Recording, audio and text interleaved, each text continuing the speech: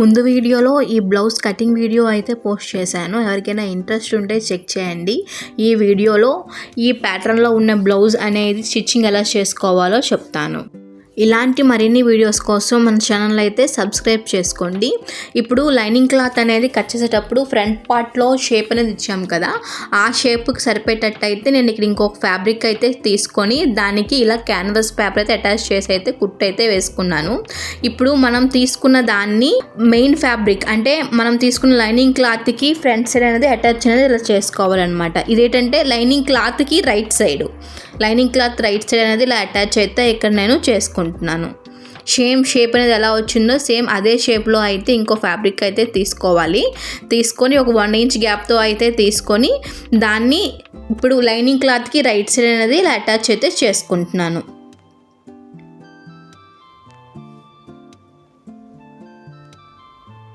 ఇక్కడ కూడా ఒక 1/2 ఇంచ్ గ్యాప్తో అయితే అటాచ్ అయితే చేసుకోవాలి. తర్వాత టక్స్ అనేవి ఇచ్చేసి దాన్ని రివర్స్ చేయడానికి కోసం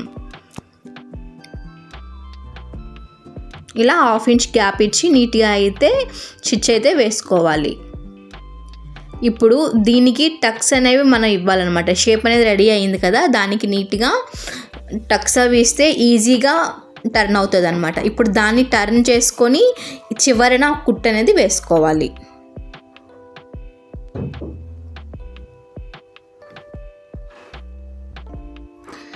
ఇప్పుడు ఇలా అయితే రెడీ అయిపోయింది కదా, దాని మీద మెయిన్ క్లాత్ అనేది నాకు నట్ క్లాత్ అనేది వచ్చింది. ఇప్పుడు ఆ మెయిన్ క్లాత్ అనేది పెట్టుకొని నేను ఇక్కడైతే ఐరన్ అయితే చేసుకుంటున్నాను. ఐరన్ చేసుకొని అటాచ్ అయితే చేస్తున్నాను అనమాట. అంటే గమ్తో అటాచ్ చేస్తున్నాను. షోల్డర్స్ అనేవన్నీ ఇలా చెక్ చేసుకుంటున్నాను సరిపోయేవా లేవా అని చెప్పి. మనకి ఎంత షోల్డర్ కావాలో అంత షోల్డర్ వరకు ఇలా పెట్టుకొని చెక్ చేసుకొని గమ్తో అయితే అటాచ్ అయితే నేను చేసుకుంటున్నాను. మీరు కావాలంటే ఇక్కడ నార్మల్గా కుట్టు కూడా వేసుకోవచ్చు. నేను జాగ్రత్తగా, ఇది నెట్ క్లాత్ కదా, కొంచెం హీట్ అనేది తక్కువలో పెట్టి అలా అయితే అటాచ్ చేసుకుంటున్నాను. కొంచెం ప్రాసెస్ అనేది చాలా ఈజీగా ఉంటుంది ఇలా అటాచ్ చేసుకోవడం వల్ల. సో అందుకే ఇలా అటాచ్ అయితే చేసుకున్నాను. ఇప్పుడు బ్యాక్ పార్ట్ అనేది ఇప్పుడు మన lining cloth main fabric attach అయితే చేసుకోవాలి. ఇలా లైనింగ్ క్లాత్ అనేది మెయిన్ ఫ్యాబ్రిక్ అనేది అటాచ్ చేసుకోవడం కోసం ఇక్కడ నేను పిన్స్ అయితే యూజ్ చేస్తున్నాను. పిన్స్ యూజ్ చేసి కదలకుండా ఉండడం కోసం ఇలా అయితే పెట్టుకున్నాను. లైనింగ్ క్లాత్ ఎలా ఉందో అలానే సేమ్ బ్యాక్ పార్ట్లో అంటే మెయిన్ క్లాత్లో కూడా సేమ్ అలానే కుట్టు అయితే వేసుకోవాలి. ఒక 1/2 ఇంచ్ గ్యాప్ ఇచ్చేసి ఇలా రౌండ్ షేప్ అనేది కుట్టుకున్న తర్వాత కిందన టెంపుల్ షేప్ ఉంది కదా, అది కుట్టుకోవాలి. సైడ్స్ అనేవి కుట్టుకో అవసరం లేదు, కుట్టుకోకూడదు. ఇప్పుడు ఈ టెంపుల్ షేప్ని నీట్గా షేప్ అవుట్ అవ్వకుండా నీట్గా జాగ్రత్తగా అయితే కుట్టుకోవాలి.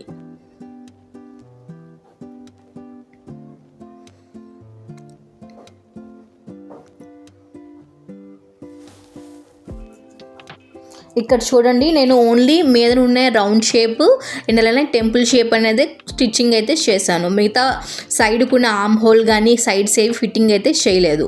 ఇప్పుడు మనం కుట్టాం కదా, ఈ కుట్టిన దాన్ని రివర్స్ చేసుకోవాలి అన్నమాట.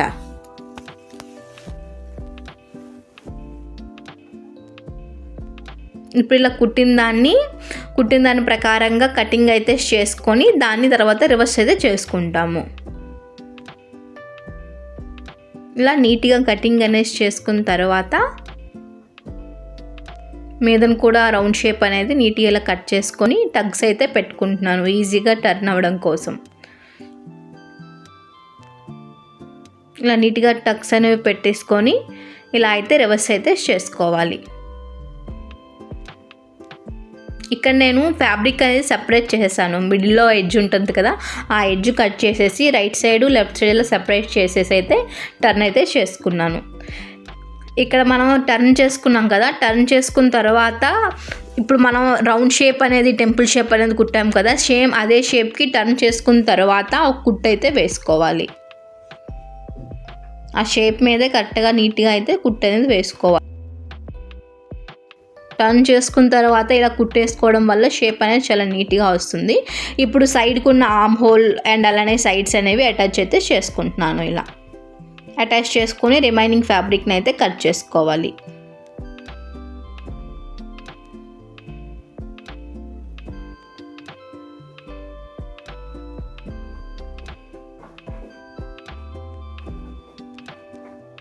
సేమ్ అదే విధంగా ఇంకొక సైడ్ కూడా అటాచ్ చేసుకొని రిమైనింగ్ అనేది కటింగ్ అయితే చేసుకోవాలి. ఇప్పుడు టిప్ వేసిన తర్వాత ఉండే రౌండ్ నెక్ వచ్చింది కదా, ఆ రౌండ్ నెక్ కుట్టుకుంటూ అండ్ అలానే కింద నుండి టెంపుల్ షేప్ని కూడా ఇంకోసారి అయితే కుట్టు అయితే వేసుకోవాలి. కుట్టు వేసుకున్న తర్వాత సేమ్ ఆర్మ్ హోల్ ఎలా ఉందో ఆర్మ్ హోల్ అండ్ అలానే సైడ్కి ఉంటే కదా టక్స్ కోసం అది కూడా నీట్గా అటాచ్ అయితే చేసుకొని రిమైనింగ్ ఫ్యాబ్రిక్ అనేది కటింగ్ అయితే చేసుకోవాలి. ఇప్పుడు ఉక్స్ పట్టి కాజా పట్టి కోసం ఫ్యాబ్రిక్ని తీసుకొని ఇలా ఉక్స్ పట్టి అండ్ కాజా పట్టి అయితే ఇక్కడ వేసుకుంటున్నాను. జస్ట్ ఇది 2 ఇంచెస్కే ఉక్స్ అండ్ కాజా పట్టి అనేది ఉంది మోడల్లో. సో అలానే 2 ఇంచెస్ వరకు ఫ్యాబ్రిక్ని తీసుకొని ఒకవైపు ఉక్స్ పట్టి అండ్ ఒకవైపు కాజా పట్టి అయితే ఇలా కుట్టుకుంటున్నాను.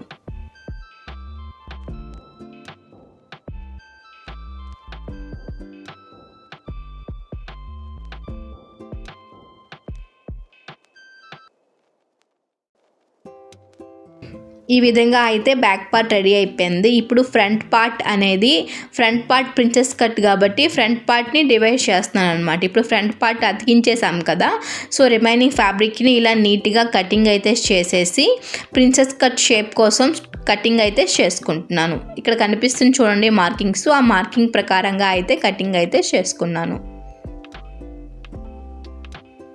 ఈ బ్లౌజ్ కటింగ్ వీడియో అయితే ముందు వీడియోలో పోస్ట్ చేశాను. ఎవరికైనా ఇంట్రెస్ట్ ఉంటే అది చెక్ చేయండి. అలా అయితే మీకు ఐడియా వస్తుంది నేను ఎలా కటింగ్ అనేది చేశాను అనేది.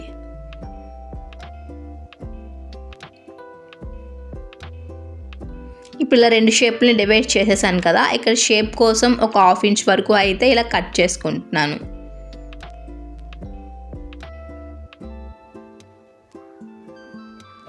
ఇప్పుడు కటింగ్ చేసుకున్న దాన్ని స్టిచ్చింగ్ అయితే చేసుకోవాలి.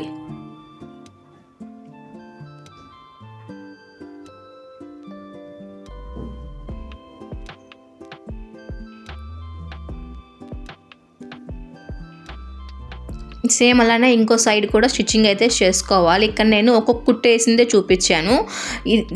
అంటే మొత్తం అన్నిటికీ డబుల్ స్టిచ్చింగ్ అయితే వేసుకోవాలి.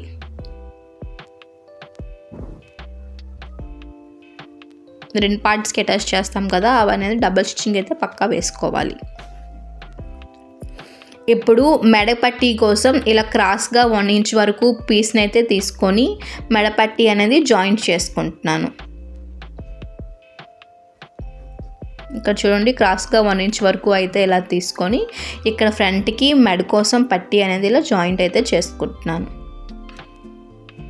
రైట్ సైడ్లో ఫ్యాబ్రిక్ని పెట్టి దాని మీద మెడపట్టి ఇలా స్టిచ్ చేసుకున్న తర్వాత దాన్ని కూడా రివర్స్ చేసి అంటే ఖర్చు ఎంత ఉందో ఆ ఖర్చుకు సరిపడినట్టు రివర్స్ అనేది చేసుకోవాలి. ఇక్కడ నేను చూడండి చూపిస్తాను. ఖర్చు ఎంత ఉందో అంతే లోపలికి మడత పెట్టి అనేది ఇంకొక కుట్టు అయితే వేసుకుంటున్నాను. ఇప్పుడు ఇది ఒక చిన్న పట్టీలా అయితే రెడీ అవుతుంది. ఆ పట్టీని బ్యాక్కి టర్న్ చేసి ఇంకొకసారి అయితే కుట్టు అయితే వేసుకోవాలి.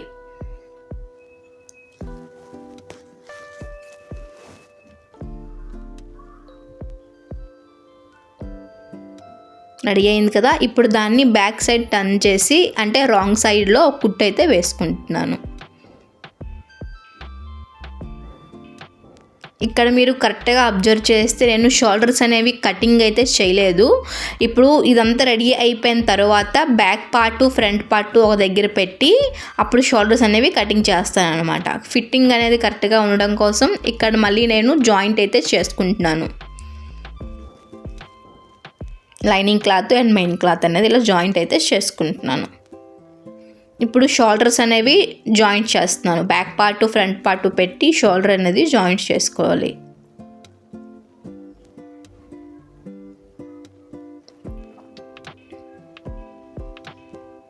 ఇలా బోత్ షోల్డర్స్ అనేవి డ్రా చేసుకున్న తర్వాత జాయింట్ అనేది చేసుకున్న తర్వాత ఇక్కడ చూడండి ఫ్రంట్ పార్ట్లో ఉండే షోల్డర్స్ అనేవి ఎక్కువ వచ్చాయి. ఇప్పుడు బ్యాక్ పార్ట్ ప్రకారంగా ఫ్రంట్ పార్ట్లో ఉండే షోల్డర్స్ అనేవి కటింగ్ అయితే చేసుకుంటున్నాను. అండ్ అలానే ఇక్కడ సైడ్కి కూడా నాకు ఎక్కువ వచ్చాయి. మీరు కటింగ్ వీడియోలో చూస్తే 1 ఇంచెస్ అనేది నేను ఎక్స్ట్రా అయితే పెట్టాను. సో ఆ ఎక్స్ట్రా అనేది ఇప్పుడు కటింగ్ అయితే చేసుకుంటున్నాను. బ్యాక్ పార్ట్ ఎలా ఉందో సేమ్ అదే విధంగా ఫ్రంట్ పార్ట్ని కూడా కటింగ్ అయితే చేసుకోవాలి. మీకు ఈ స్టిచ్చింగ్ అనేది అర్థం కావాలి అంటే మీరు పక్కా కటింగ్ వీడియో అనేది చూడాలి, చూస్తేనే అర్థమవుతుంది. ఇలా బ్యాక్ డోరీస్ కోసం డోరీ ముందుగా ప్రిపేర్ చేసుకొని అవైతే టెంపుల్ షేప్ దగ్గర అటాచ్ అయితే చేసుకుంటున్నాను. ఒక సైడ్కి 2 డోరీస్ వచ్చాయి, మొత్తం నేను 4 డోరీలు ప్రిపేర్ చేసుకొని అయితే ఇలా అటాచ్ అయితే చేసుకుంటున్నాను. తర్వాత సైడ్స్ అనేవి అటాచ్ చేసుకొని హ్యాండ్స్ కుట్టుకుంటే అయిపోయింది బ్లౌజ్. ఆ ఫిట్టింగ్ అనేది ఇక్కడ స్కిప్ చేసేసాను. జనరల్గా నార్మల్గా ఫిట్టింగ్ అనేది ఎలా చేసుకుంటామో అలాగే చేసుకోవాలి. సో ఇప్పుడు చూడండి బ్లౌజ్ రెడీ అయిపోయింది, ఎంత బాగా వచ్చిందో. Thank you for watching. ఇలాంటి మరిన్ని వీడియోస్ కోసం మన ఛానల్ అయితే సబ్స్క్రైబ్ చేసుకోండి.